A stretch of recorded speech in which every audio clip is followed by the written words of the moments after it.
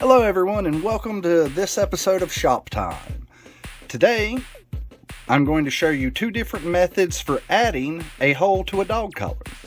The first method is a rotary punch. You could pick a rotary punch up at pretty much any hobby store.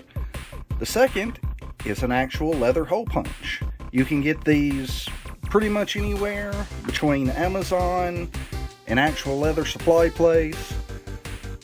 Remember, you get what you pay for. If you get the cheap ones, you're going to end up with a cheap tool. This is a cheap tool. What we're going to do first is measure the hole spacing and mark it using the stylus.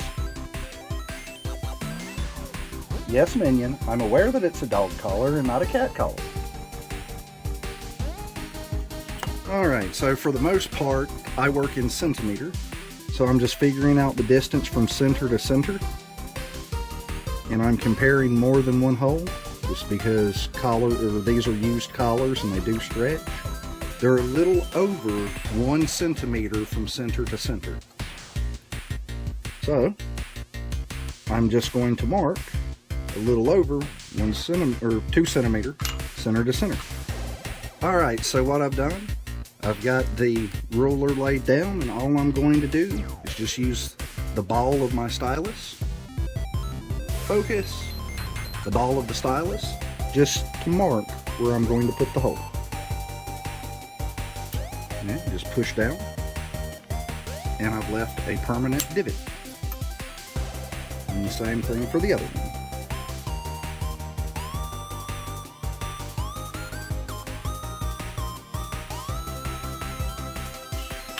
Now, I'm not going for absolute accuracy.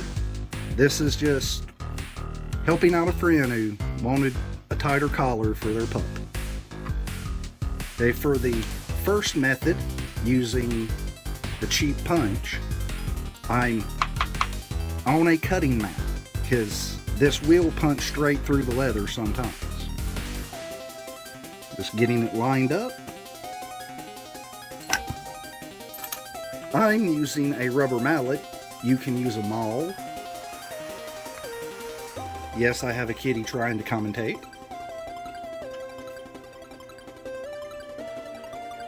And then just whack it.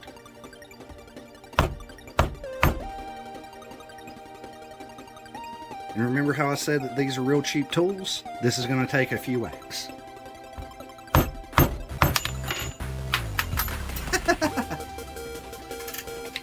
It would also help if I were using my right hand on the hammer, because it's the dominant hand, but I was trying to make it to where you, the viewer, could see. Make sure it's punched all the way through. That's method number 1 for adding a hole to a dog collar. Method number 2. I've got this rotary punch. I have determined that this one,